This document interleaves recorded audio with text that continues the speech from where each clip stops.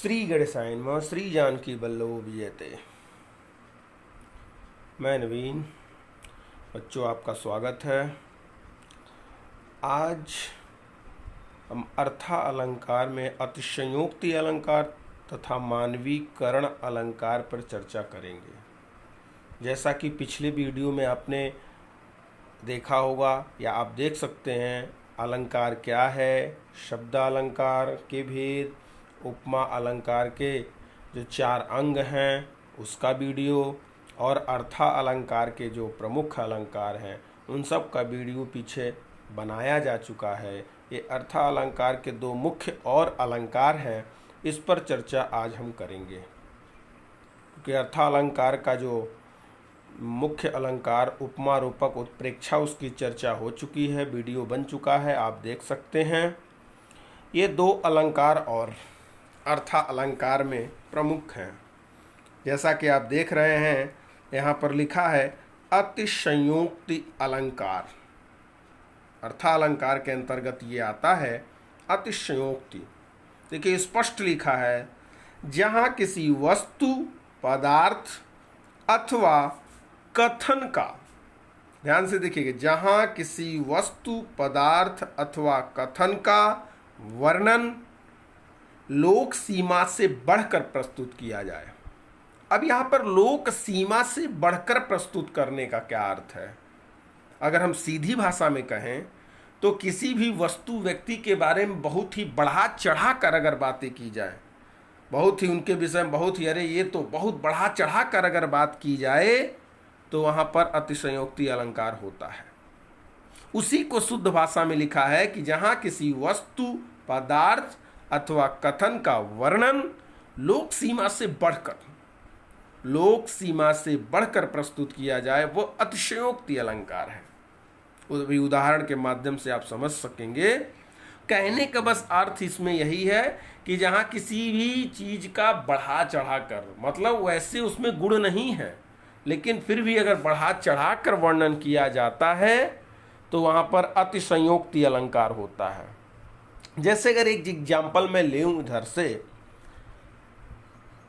ये जो एग्जाम्पल मैंने लिखा है इसे तो अभी हम पढ़ेंगे, पहले एक छोटा सा एग्जाम्पल देख लीजिए।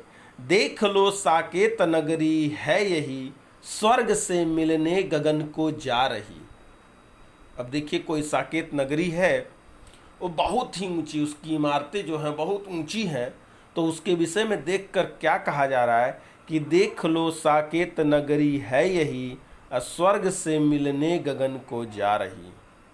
स्वर्ग से मिलने गगन को जा रही, गगन मतलब आसमान में जा रही है। ऐसा लग रहा है जैसे वह स्वर्ग को मिलने जा रही है। अब आप बताइए कि कोई भी बिल्डिंग, कोई भी जो इमारत है, वह कितनी भी ऊंची हो जाए तो क्या स्वर्ग से मिल सकती है? नहीं मिल सकती है। आसमान को तो छू ही नहीं सकती है, स्वर्ग की तो बात ही दूर है। तो कहने का भाव यहाँ पर यही है कि किसी भी वस्तु या व्यक्ति के बारे में बहुत ही बढ़ा चढ़ाकर वर्णन किया जाए। अब जैसे यहीं एक एग्जाम्पल लिखा है, भूप सहस 10 एकहि 12, लगे उठावन टरत नटारा। भूप सहस 10 एकहि 12, लगे उठावन टरई नटारा। ऐसा भी मिलता है। अब ये प्रसंग जो है रामचरितमानस के सीता स्वयंवर का प्रसंग है।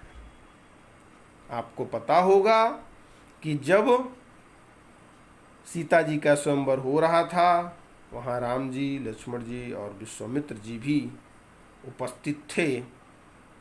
वहीं का प्रसंग है जनक जी के दरबार में, जनक जी की सभा में दूर दूर देश से कई राज्यों के जो राजा हैं वो आए हुए हैं कि भाई धनुष, क्योंकि उसमें शर्त थी, वैसे तो स्वयंवर था लेकिन एक स्वयंवर की शर्त थी कि जो इस धनुष को, शिव जी के धनुष को उठा लेगा उसी से सीता जी का विवाह होगा।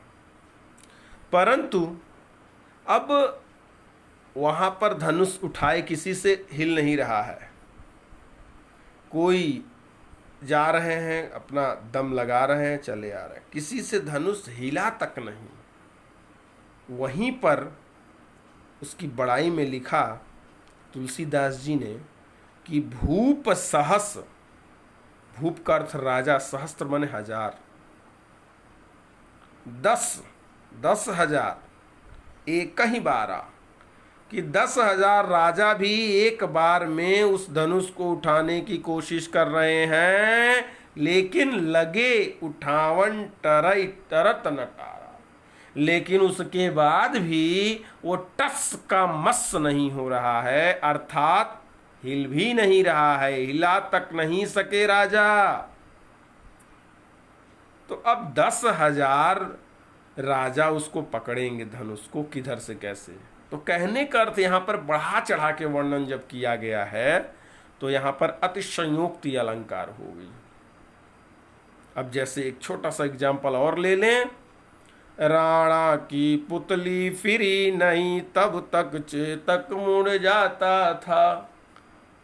महाराणा प्रताप का घोड़ा चेतक जो था, अभी सोचिए उसके विषय में कहा जा रहा है कितना कितना और कितना वह तेज था, कितना वह हवा से बातें करते हुए चलता था, कि अभी मान लीजिए राणा जी को बाएं मुड़ना था, राणा जी की अभी पुतली बाएं फिरी ही नहीं तब तक चेतक मुड़ जाता था।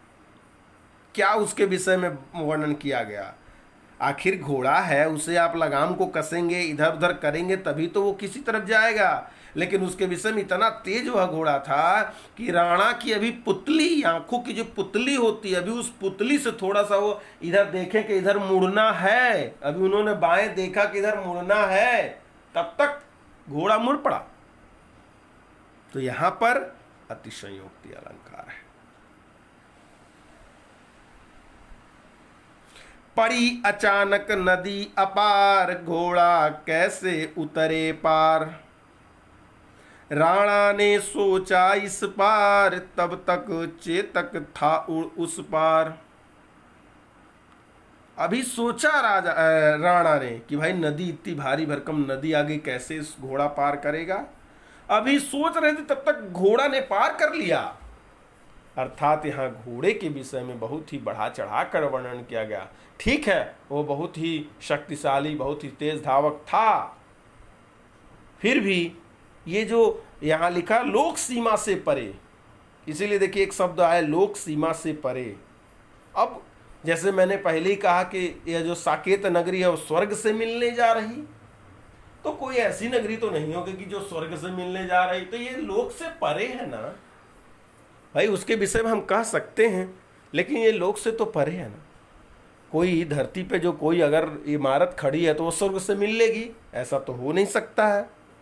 तो कहने का अर्थ यहाँ पर यही है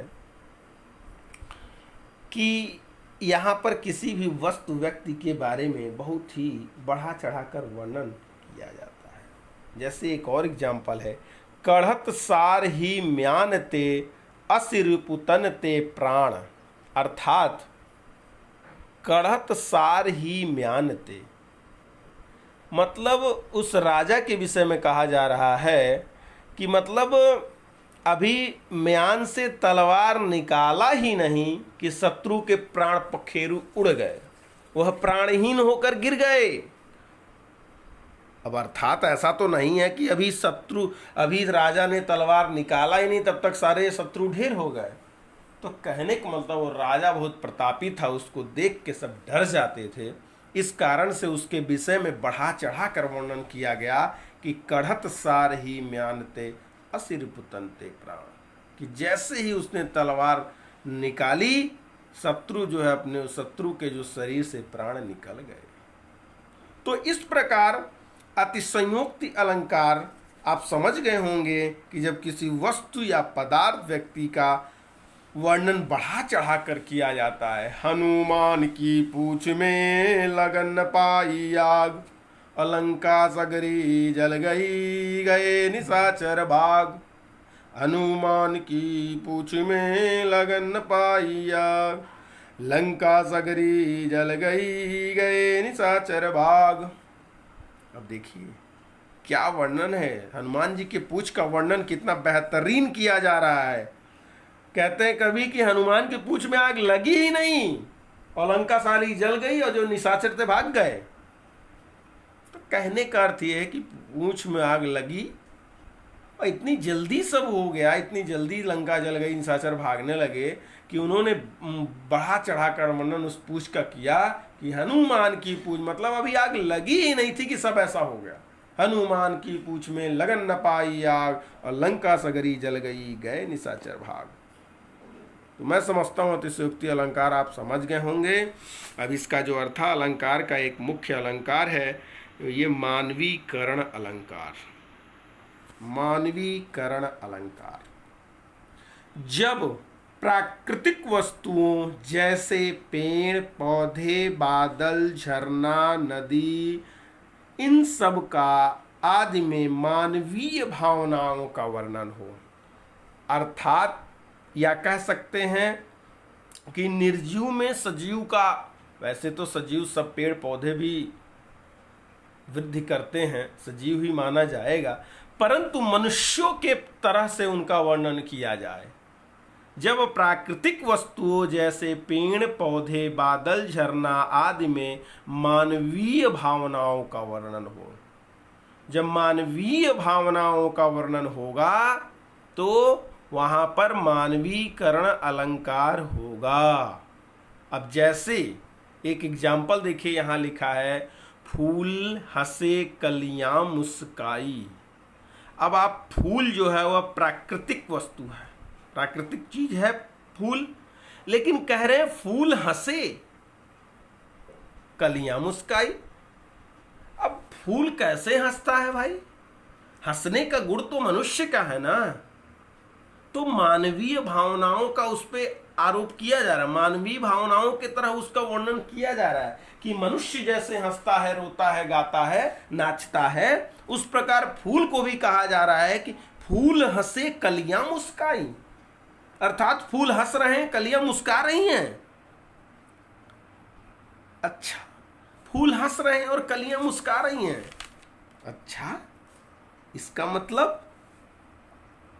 मतलब क्या है भाई? हंसने का गुण तो मनुष्य का है, तो फूल को भी मनुष्य के तरह, मतलब मानवीय भावनाओं के तरह वर्णन किया गया कि फूल जो है वह मुस्कुरा रहा है, जो कलियां हैं वह, फूल जो है वो हंस रहे हैं और कलियां जो है मुस्कुरा रही हैं। अब देखिए, आप कहेंगे एक जगह हंसे लिखा है, एक जगह मुस्काई लिखा है, तो आपको बता दें कि हंसी 8 प्रकार की होती है। हंसी जो है 8 प्रकार की हंसी अपने शास्त्र में बताई गई है। तो यहां पर कहने का तात्पर्य जो है कि फूल हंस रहे हैं और कलियां जो है वो मुस्कुरा रही हैं। तो यहां पर मनमानवी भावनाओं की तरह फूल और कली का वर्णन किया गया है, इसलिए यहां पर मानवीकरण अलंकार है। एक अलंकार, एक मानवीकरण अलंकार है। एक एग्जाम्पल, एक उदाहरण और लेते हैं। लिखा है देखिए, मेघ आए बड़े बनठन के संवर के, मेघ आए बड़े बनठन के संवर के, मेघ आए बड़े बनठन के संवर के। मेघ आए, जो मेघ है वह आया है कैसे? अब आप बताइए, बनने, ठनने, सजने, संवरने का जो वर्क है, जो यह विचार है, यह मनुष्य है, मनुष्य के प्रति होता है। मनुष्य जो है बनता है, ठनता है, तैयार होता है। तो मेघ आए बड़े बनठन के संवर के, भाई संवरने का, सजने का तो मनुष्यों का गुण है। तो यहाँ पर मेघ के प्रति मानवीय भावनाएं व्यक्त की गई हैं कि जैसे कोई मनुष्य तैयार होकर, वेल मेंटेन होकर आता है, उसी प्रकार जो मेघ हैं वह भी बड़े बंठन संवर के आ रहे हैं। अर्थात यहाँ मेघों को मानवीय भावनाएं प्रस्तुत की गई हैं कि जैसे मनुष्य के तरह उसकी भावनाओं को प्रस्तुत किया गया है। इस कारण से यहाँ पर भी क्या हो जाएगा? मानवीय करण अलंकार है। एक एग्जाम्पल और आपको बता दूं, सागर के उर पर नाच नाच करती है लहरें मधुर गान। फिर से सुन लीजिएगा, सागर के उर पर नाच नाच करती है लहरें मधुर गान। सागर के उर पर अर्थात सागर के उर पर नाच नाच करती हैं लहरें मधुर गान। ये कौन है भाई? सागर के उर पर नाच नाच करती हैं लहरें मधुर गान। अब देखिए, उर का अर्थ होता है हृदय।